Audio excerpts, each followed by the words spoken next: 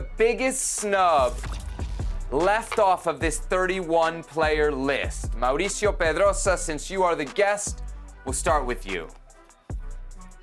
Marcelo Flores is the biggest snub, and it's quite easily actually to understand why it's very disappointing not to see his name in the roster. First of all, this is a 31-player roster that then will be cut down to 26. But with so many players and so little talent that now is the rule in the Mexican national team. It is a disgrace that the guy that's supposed to be the face of the national team in years to come does not get the chance to make this roster and prepare him to what's coming up next in his career. This doesn't have anything to do with his playing time. This doesn't have to do anything regarding impact or no impact in this team. It has to do with the opportunity of developing who's supposed to be the best Mexican player of the future. I've seen our friend Juan Carlos Osorio here. He was also with us on Ahora o Nunca, and he said he did the same thing with Eddie Gutierrez 4 years ago in Russia. This was the time to do the same with Marcelo Flores, and it's a wasted opportunity for the Mexican national team. It's also a wasted opportunity because it's 26-man roster. Like, if it's 23-man roster, like, listen, what do you want? The kid's not playing first division soccer. He's not even playing second division soccer. And I think it was your boy that told you that that gamble that he was taking, leaving Arsenal, where he was in the eye of the hurricane, but still in the eye, going to a second division club was a huge gamble. And it was pretty much saying, hey, I'm done. I'm out. And it had to pay off. If not, it was over. Well, now it's over for Marcelo Flores. Regardless of el techo, the ceiling, or the upside, this is a gamble that didn't pay off for him. So I can see why Marcelo Flores isn't going to the World Cup. But that said, Juan Carlos Osorio did it. And many coaches do it. They plan ahead and look to the future. Tata Martino, he's only thinking 2022, then I'm out. What are those 3 spots for? That's the big question, right? What are those 3 extra spots for if you're not going to take a guy for the future? Now, Herc, I want to get your biggest snub, but I want to pull the curtain back a little bit here. All right. Because when the production meeting started, this topic was biggest snub not named Chicharito. But I looked at the rundown here, and where it says Herc's pick, it says Chicharito. So now we see Ken manda aquí. It's not the producer. No, everybody who gets mad about the topics and says, Seb is amarillista. When the producer asked me, he said, not named Chicharito. I said, if it's not Chicharito, then it's nobody. Because it starts and ends with Javier Hernandez, especially given the context. Guys, the nines for the national team don't score goals on the international level. Raul Jimenez, the starting 9, the apple of Tata Martino's eye, probably is not going to go to the World Cup. And if he goes, he probably won't even be fit enough to play in the World Cup. So given the context of Henry Martin, limited sample size at the international level, of Santiago Jimenez, who right now is coming off the bench but still in Europe, and that limited sample size, and Rogelio Funes Mori, that's not quite convinced many people. I mean, you have to go back to the well. The only player in this pool with a World Cup goal, the only player in this pool that a World Cup he plays, goals that he scored in every single World Cup. It starts and finishes with Javier Hernandez, the most informed forward right now. I don't know, given the context, how we could sit here with a straight face and say, this man isn't a snub. Go ahead, Mao. I think Herc is just telling one side of the story. He's not wrong, but he's not telling the full story. And here's why. Obviously, in terms of sporting reasons, Javier Hernandez should have been there.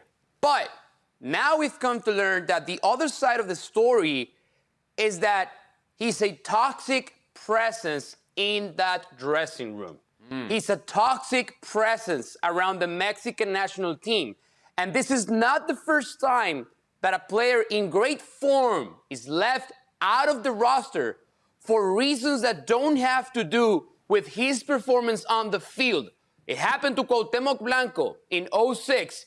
Ricardo Lavolpe took the blame, but it was really players like Jared Borghetti, Rafa Marquez, Osvaldo Sanchez, who didn't want Cuauhtémoc Blanco because of his toxic nature inside dressing room.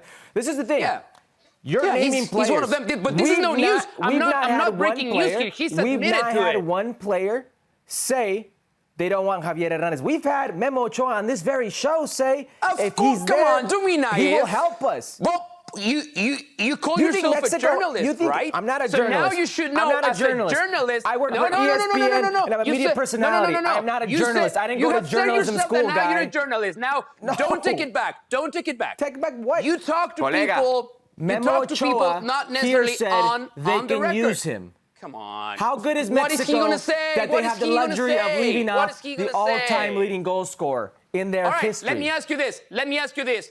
Do you believe him? Who? Do you believe him? Who, Memo Ochoa or Javier Hernandez? Memo Ochoa, when he said that.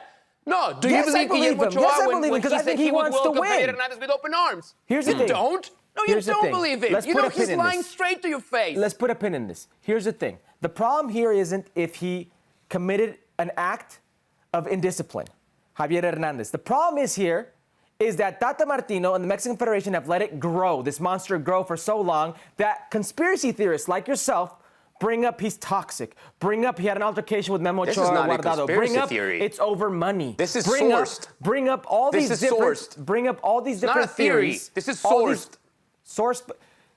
Sourced. Bring up all these different things instead of saying this is why he's Remove not the air on. quotes. Sourced. This is why he's not on. And that's the issue here. They've let it grow. And now, Mexico, Tata Martino are going to regret not taking Javier Hernandez. Okay. We'll see. Okay.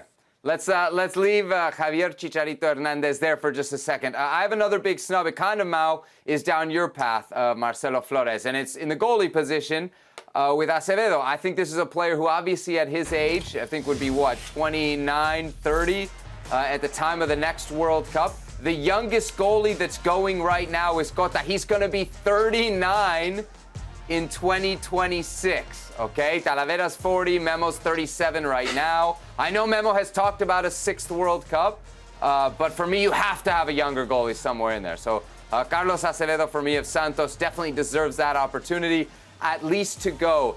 There's a couple other players who might not fit the snub category, but I do think are worth at least mentioning here. Alejandro Zendejas. He's not a snub because I don't think Mexico had the real possibility to choose him. If anything, you might say he's snubbed Mexico, right? The other player I would bring up here, Herc, and I'm surprised you didn't pick him out of the pile. Aside from Chicharito, you said there was no snubs.